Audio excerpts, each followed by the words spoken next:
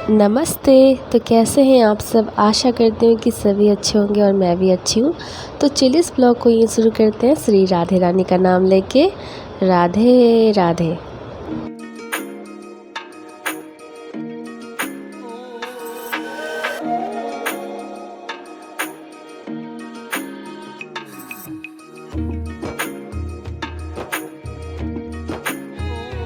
कोई भी पर्व आता है तो हम लोग कितने खुश होते हैं, अरे ये भी ये आ रहा है, अभी ये फेस्टिवल बाकी वो है। और देखो ना, देखते देखते आज छठ पूजा भी ख़त्म हो गया है। फिर इंतज़ार रहेगा कुछ मंथ के बाद, तो फिर से छठ पूजा है। खैर कोई नहीं। और आज मैं एकदम सादा खाना बना रही हूँ क्योंकि आज जो है ना, आज जो रामू काका यानी कि मेरी तबीयत और भी ख़राब थी, तो भाई ने बोला उतना मेहनत मत करो, तुम एक काम करो, दाल चावल चोखा और करेले का भुजिया बना दो। तो मैंने कहा चलो ठीक है, ये भी सही है, क्योंकि अगर सो जाऊंगी तो फिर दिक्कत हो जाएगा। माँ से उतना नहीं होता है, इतना ही कर देती है, बहुत है। तो यहाँ पे मैं चोखा के लिए दाल में ही आलू डाल दिया था, क्योंकि मुझे लग रहा था कि मुझसे हो भी नहीं पाएगा, इसलिए मैंने एक साथ ही कर दिया। और उसके साथ के साथ मैंने तुरंत से दाल से आलू को निकाले, तो उसमें जो है ना मतलब थोड़ा ये हो जाता है ना, दाल के साथ अगर उबालो तो ऐसे मैं अलग से उबालती हूँ। लेकिन आज जो है ना, आज थोड़ा रामू काका की तबीयत ठीक नहीं लग रही थी, हिम्मत ही नहीं हो रही थी, तो पूजा पाठ करके नहा के मैं यहाँ आ गई हूँ कि कम से कम खाना बना दूँ किसी तरह। उसके बाद लुढ़क जाना है, फिर कोई दिक्कत नहीं है। तो एकदम सादा खाना बना रही हूँ। दाल के साथ आलू डाल दिया था तो वो दोनों हो चुके थे, और एक साइड मैंने करेले को काट के फ्राई करने दे दिया था, क्योंकि अगर ना बनाना तो वो सूख जाते हैं। एक तो मार्केट में पड़ा पड़ा उसमें कितना पानी का छींटा लगता है, उसको होश में लाते रहते दुकानदार भैया लोग। फिर घर में लाकर हम लोग भी पानी डाल डाल के होश में लाते, तो सब्ज़ी तो हुई ख़राब, तो होनी है, तो ख़राब हो जाती। तो फिर मुझे बनाना पड़ा। मैंने कहा चलो ये भी बना ही देती हूँ। तो जब मैंने करेला उठाने के लिए टोकरी से गई, तो देख रही हूँ कि परवल भी अंतिम सांस ही ले रहा है। मैंने कहा ओ भाई, अब मेरे से ना होगा, तो टोकरी में ही रहा, तो रात को जुगाड़ करूँगी, अभी कुछ ना हो सकता, क्योंकि अभी तो मेरी हालत बिल्कुल भी सही नहीं है। तो यहाँ पे मैं चावल को पहले रगड़ करके स्लैब पे मतलब धो लिया था कि यहाँ मुझे रगड़ना ना पड़े, और रगड़ के धो लिया थी। उसके बाद उसी कुकर में से मैंने दाल बनाया था ना, दाल को पलटी करके उसमें मैंने चावल डाल दिया, तो उसमें चावल डल गया, तो खाना सोचो बन ही चुका है। उसके बाद फिर चोखा सिर्फ बनाना बाकी था, तो चोखा मैं फ्राई करके बनाती हूँ। ज़्यादा अभी ताम झाम लहसुन प्याज नहीं, तो ताम झाम बिल्कुल भी नहीं है खाने में, सादा सिंपल सा खाना है। और ये ऐसा खाना खाने से ना लोग एकदम स्वस्थ रहते हैं, लेकिन क्या करोगे, पेट को तकलीफ़ देते हैं, जी को स्वाद देते हैं। यही वाली कहानी है। जैसे पूजा ख़त्म होगा कि बस सब टूट पड़ेंगे एकदम लहसुन प्याज स्पाइसी एकदम झालदार खाने पे, जिससे लीवर किडनी फेफड़े पे जो असर पड़ेगी। लेकिन क्या करोगे, जीभ जो है टंग, उसको तो टेस्ट मिलेगा ना, बस इतना ही होता है और कुछ नहीं होता है। क्योंकि आजकल के लोगों का लीवर एक क्या बोलते हैं, एक लीवर के लोग होते हैं। ठीक है, थोड़ा सा इधर का खा लो बस तबीयत हो जाती है ख़राब। और शरीर भी एक मशीन है भाई, उसको भी रिपेयरिंग चाहिए होती है, तो कम से कम 1-2 दिन तो कम से कम सादा खाना खाओ। और इसमें भी बोलते हैं चोखा अगर सादा मत बनाना, मेरा तो फ्राई मसाला वाला बनाना। मैंने कहा मार के उल्टा के मिर्च का धुआं लगा दूँगी, मसाला वाला बनाना।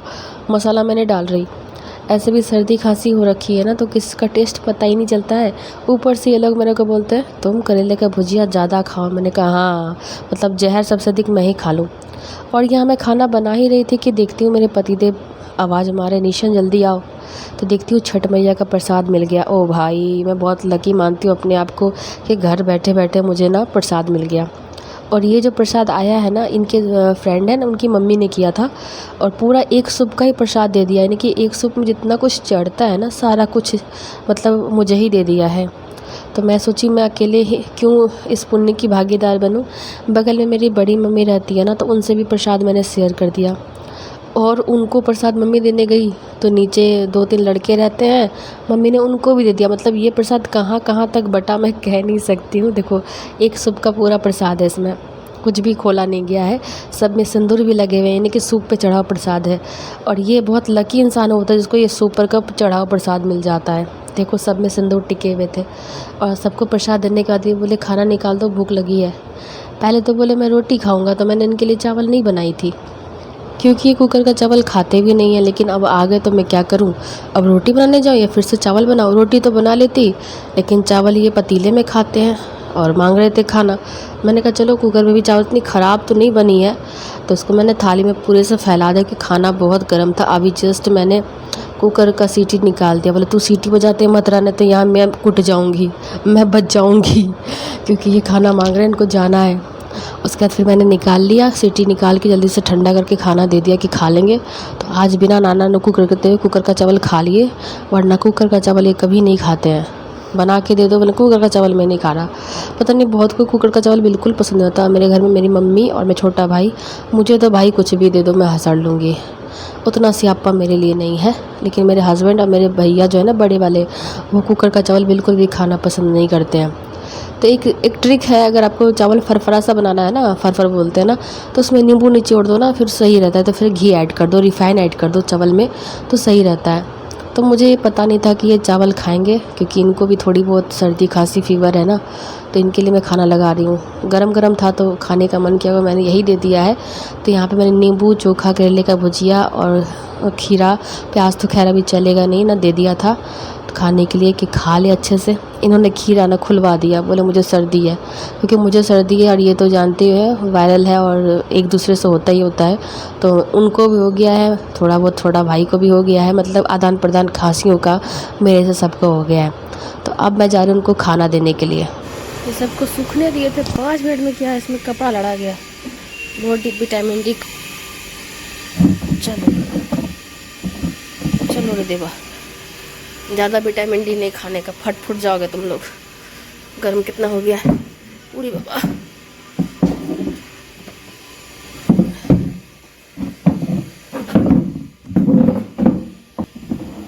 कहाँ टकरा दे। ये वही रूम है जो पहले कल चलने का मन नहीं कर रहा था, इसमें इतना बालू बालू था। वाह वाह रे बाबा, रूम देख के ना और बीमार से हो जाती हूँ मैं, बहुत बीमार लगने लगती हूँ। एक चेयर तो लाया है, दूसरा ले आती है, नहीं तो फिर उसमें कपड़े सूखने पड़ जाएंगे। वो देखो इन्वर्टर का बॉक्स जो होता है वो पड़ा हुआ है। इन्वर्टर था, ख़राब हो गया है। चावल लाए हैं, पूड़ी यहीं पड़ी हुई, चावल को भरा भी नहीं मैंने। और ये इन्वर्टर का जो क्या बोलते हैं ट्रॉली, वही है, उसमें भी गंद पड़ी हुई है। अभी तो इधर खाली यही सब हुआ है, ये यहाँ का गेट ब्लॉक हुआ है। अभी बहुत कुछ बाकी है। नया पलंग है, पीछे वाला मत देखना, पीछे तो मत पूछो, फर्नीचर वाले हाल में है। वो शीशम सागवान क्या बोलते हैं उसका पाया है, तो मम्मी ने रख लिया है। इन फ्यूचर अब पता नहीं क्या होगा। और ये तो नया ही स्टील का पलंग मंगवाया था, ये देख लो पड़ा हुआ है, चूहे ने इसका ग्रिप खा गया। बूढ़ी बाबा, हनुमान जी उधर क्या करते हैं? हनुमान जी को मेन गेट पे लगाऊंगी रामनवमी के दिन, तब देखना कितना मस्त लगेगा। उसमें ना छड़ छुड़वा रखा है, दिख रहा है छड़ को दिखाती हूँ। ये देखो ग्रिल के ऊपर छड़ दिख रहा है, वो बाहर देखो, बाहर का गेट, ये मत देखना रे देवा। उसमें जो छड़ दिख रहा है ना, उसी में रामनवमी के दिन ना फ्लैग लगाऊंगी हनुमान जी का, दोनों पे। अभी तो हनुमान जी यहाँ उड़ के आ गए, अभी यहाँ उड़ रहे हैं। और यहाँ पे जो भसड़ मची है उसको इग्नोर करना, पता नहीं समुद्र से निकला हुआ, उसकी कोई इज्जत नहीं। यहाँ पे देख लो दवा पड़ा हुआ है, इसमें इसमें नज़र नहीं लगता है। 2 बार लटकाया, किसकी नज़र लगी, ये खुद ही गिर गया। देवा रे देवा। तो अब यहाँ पे जो भसड़ मची है इसमें प्लास्टर प्लूस्टर होना बाकी है।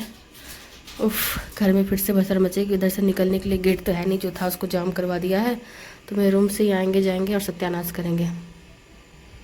ये देखो कॉल बेल, ये जब मेरे पापा थे ना तब लगवाए थे। जो भी आए कॉलेज में जाता था, पापा की नींद खराब हो जाती थी। पापा उठे, डंडा लिए, दे कॉलेज में दे, इसकी हड्डी पसली एक कर दिए। बोले तो पूरा ही तोड़ दिए। बोलते ना रहेगा ना हमको उठाएगा। और ये देखो काम किया है कल सिरचंद ने, यहाँ पे खाली छोड़ दिया और यहाँ पे खाली छोड़ दिया। तो किसी के पीछे ना रहो ना तो ऐसे ही होता है, इसलिए मैं इन लोगों के पीछे रहती थी। कल मेरी तबीयत ख़राब थी, थोड़ा देर रेस्ट क्या किया तो इन्होंने कांड कर दिया। किचन का भी खाना वाना देखना, फिर इनके पीछे लगना, देखो इसलिए लगे रहते हैं हम लोग। ऐसा नहीं कि उसके कलेजे पर चढ़े और काम करवाए, बस यही देखने के लिए कि कुछ छोड़ ना दे। तो ये देखो छोड़ दिया ना, एक होल यहाँ पे और एक वहाँ पे।